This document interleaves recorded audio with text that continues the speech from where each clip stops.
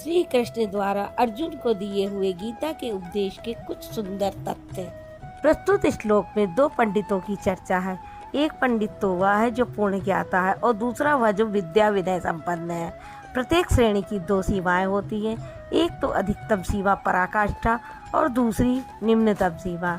भक्ति की निम्नतम सीमा वह है जहाँ से भक्ति आरंभ की जाती है, विवेक वैराग्य और लगन के साथ जब आराधना करते हैं, और अधिकतर सीमा वह है जहाँ भक्ति अपना परिणाम देने की स्थिति में होती है। ब्राह्मण श्रेणी ब्रह्मा में प्रवेश दिलाने वाली क्षमताएं विद्या होती है। विनय होता है मन का शमन, इंद्रियों का दमन, अनुभवी सूत्रपात का संचार, धारावाही चिंतन, ध्यान और समाधि इत्यादि ब्रह्मा में प्रवेश दिलाने वाली सारी योग्यताएं उसके अंतराल में स्वाभाविक कार्यरत रहती है। तो कि यह ब्रह्मणत्व की निम्नतम सीमा है। उच्चतम सीमा उन्नत होते होते वह ब्रह्मा का दर्शन करके पूर्ण ज्ञाता बन जाता है। ऐसा महापुरुष उस विद्या विनय संपन्न ब्राह्मण, चांडाल, कुत्ता, हाथी और गाय सब पर समान दृष्टि वाला होता है।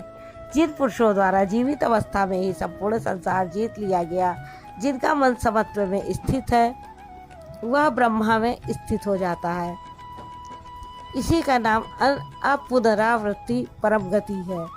जब मन का निरोध हो जाए, समत्व में प्रवेश पा जाए, जब वह ब्रह्मा में स्थित हो जाता है, उसका कोई प्रिय अप्रिय नहीं होता, वो प्रिय पाकर हर्षित नहीं होता, और जिसे लोग प्रिय अप्रिय समझते हैं उसे पाकर वह उद्वेगवान नहीं होता। ऐसा स्थिर बुद्धि ब्रह्मा से संयुक्त ब्रह्मवेत्ता परात्पर ब्रह्मा में सदैव स्थित है। संसार के विषय भोगों में अनासक्त पुरुष अंतरात्मा में स्थित जो सुख है उस सुख को प्राप्त होता है। वह पुरुष पर ब्रह्म परमात्मा के साथ मिलन से युक्त आत्मा वाला है, इसलिए अक्षय आनंद का अनुभव करता है, जिस आनंद का कभी क्षय नहीं होता। देखना आँख का काम है, देखना आँख का स्पर्श है, सुनना कान का स्पर्श है। इसी प्रकार इंद्रियों और विषयों के संयोग से उत्पन्न होने वाले सभी भोग दुखद योनियों के ही कारण हैं। वे भोग ही योनियों के कारण हैं। इतना ही नहीं, वे भोग पैदा होने और मिटने वाले हैं, नाशवान हैं। काम और क्रोध, राग और द्वेष रहता है। शरीर के नाश होने से पहले ही काम और क्रोध से उत्पन्न हुए वेग को मिटा देने में सक्षम है। वो नर है, वही इस लोक में योग से, वही इस लोक में सुखी है, जिसके पीछे दुख नहीं है। उस सुख में अर्थात परमात्मा में स्थिति वाला है। जीते जी ही इसका प्राप्ति का विधान है, मरने पर नहीं। शरीर रहते मरने से पहले ही जो काम क्रोध के वेग को मिटा देने में सक्षम हो गया, वही पुरुष इस लोक में योगी है, वही सुखी है। काम क्रोध ब्रह्म स्पर्श ही शत्रु है, इन्हें आप जीते।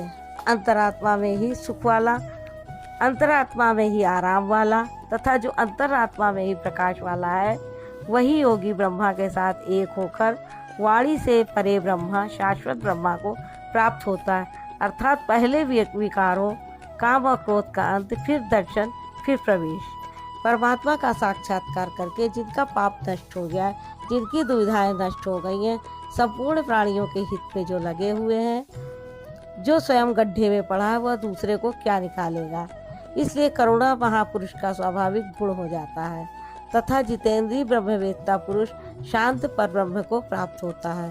काम और क्रोध से रहित परमात्मा का साक्षात्कार किए हुए ज्ञानी पुरुषों के लिए सब ओर से ही प्राप्त है। बार बार योगेश्वर श्री कृष्ण उस पुरुष की रहनी पर बल दे रहे हैं, जिससे प्रेरणा मिले।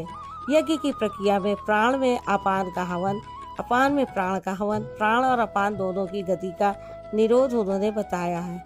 यही शास्त्र काम और क्रोध से रहित परमात्मा का साक्षात्कार किए हुए ज्ञानी पुरुषों के लिए सब ओर से बाहर के विषयों दृश्यों का चिंतन न करते हुए उन्हें त्याग कर नेत्रों की दृष्टि को भ्रकुटी के बीच में स्थिर करके श्वास करके ना रोके।